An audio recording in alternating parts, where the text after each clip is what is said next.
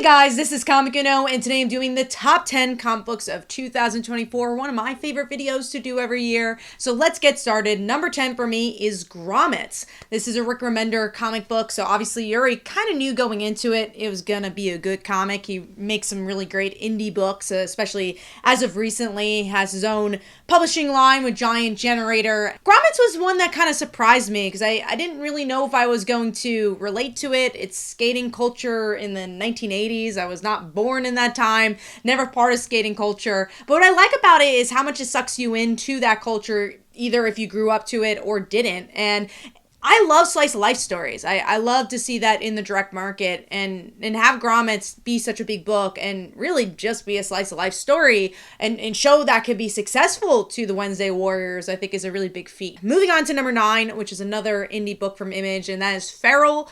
I actually missed Stray Dogs when it came out, and I remember everyone was talking about it. I was like, oh, I should really read it. I'm actually more of a dog person. When Feral came out, I was like, all right, I can't miss this chance to read it. And I have friends who have cats and have been around cats, but I've never had them as a pet. But to see the little things that when I'm over at my friend's house, what cats do, they really play a part of that in Feral. But what I really like about it is obviously those little small notes of that relatability, but then also the way it plays with horror and how this puts the zombie genre that we've seen a billion times in comics. How do you reinvent it? And Feral does that with this rabies epidemic going on and how the cats deal with that. And I think the story just builds the characters really well, but really brings that haunting feeling in every issue and knocks it out of the park. Moving on to number 8, which is Green Lantern. I could only compare this to Jeff Johns' Green Lantern and how I felt reading that. And I never really thought I would have that feeling again of just big moments happening for not just the characters, but the core. The characters, all of them feeling really involved. I just really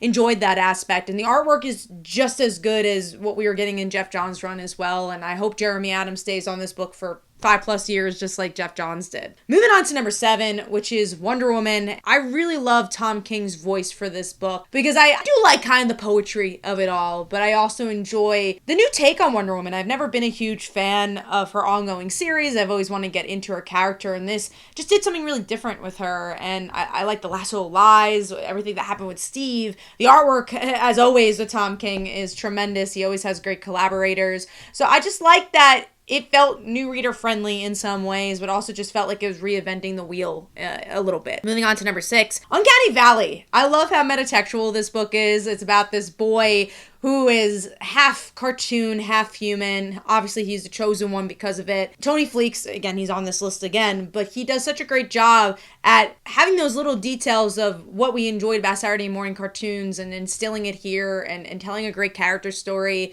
while building this interesting world. Moving on to number 5, which is Superman. So interestingly enough, if you look at my 2023 list, that was number 9. So it's just kind of ticking up, which I love to see with a comic book. I have not enjoyed Superman, I think, ever as much as I do here. He's also been a character that's been hard for me to kind of get into, especially on a long basis with his main series. And this book does such a beautiful job at making it feel like a TV show. It just moves really well. There's good cliffhangers. It feels like you're living with the characters. Like you feel like you're living day to day with them as they go through the superheroics and also their own day-to-day lives. And again, I have not read a comic with this great of pacing, especially a superhero comic, in such a long time, where every issue feels important and moves the plot without feeling too outrageous. And the artwork is always great for this book as well. If you wanted to always get into Superman, I really recommend this run. Moving on to number 4, which is Ultimate Spider-Man. As a Spider-Man fan, this is everything I've ever wanted with a Spider-Man book, and I like just that it's this character book. Like, I know some people are like, I wish there was a little bit more action, but like, read Amazing Spider-Man if you want that.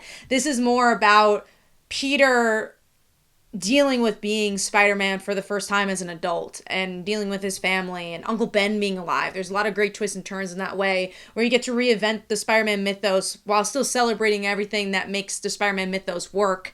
And I love that balance, and I love that from an alternate universe, understanding why Spider-Man's such a great character and just expanding upon that. Moving on to number 3, which is a book from a beginning, middle, and end, and that is Zatanna, Bring Down the House. Javier Rodriguez just brings such a wonderful color palette and wow factor to the ambiance of this book. The storytelling. I love Mariko's really character-driven storytelling, and this is her at her best, where we get to see, again, if you've never read Zatanna in your life, this is a great one just to pick up to learn about her connection with magic. Yeah, a little twist and turns with her relationship with her father, and it's a 4-issue miniseries that from beginning, middle, and end just kind of sucks you in. Moving on to number 2, which is Power Rangers The Return. I don't say this lightly, but I think this is a perfect comic book. I've had people who have never read Power Rangers in their life be sucked into the story and just be like, oh wow, I've been missing out on Power Rangers after reading this. I think it's a therapeutic story for Amy Jo Johnson, for the real people that she's lost, and being able to tell that in a story,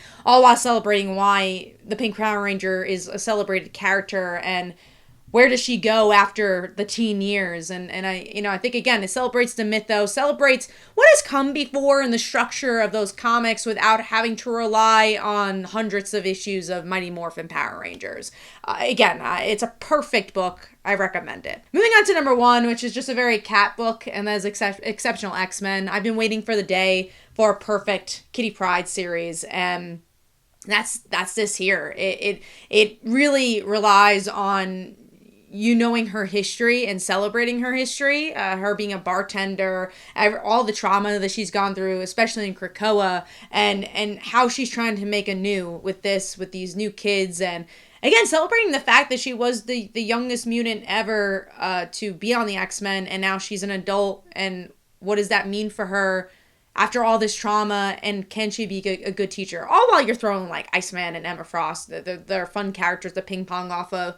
I also just like seeing her other friends as well, friends from her childhood that were never connected to the X-Men. I think it brings a really cool balance with, I love the art. I think it really does those character moments well, and yeah, this is just, if you're a Kitty Pryde fan, it's just a love letter to the character, and sometimes you need that from the X-Men, where the X-Men tends to just focus on team stuff. So to see something that's just more focused on her, I really like that, and I feel like we haven't really seen that from Kitty in a long time.